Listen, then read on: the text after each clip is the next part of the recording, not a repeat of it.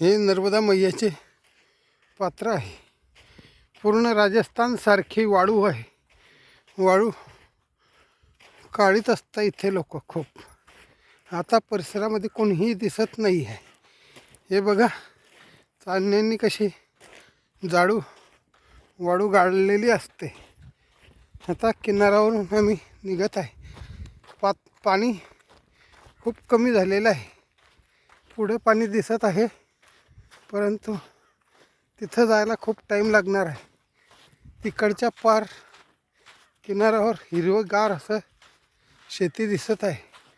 इकडे सुद्धा नदीच्या किनाऱ्यावर शेती काढलेली आहे लोकांनी.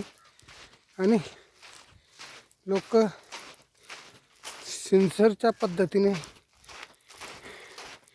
रेतीतून माती टाकून गाळ काढून गव्हाचे हंगाम या चण्याचा हंगाम घेत आहे.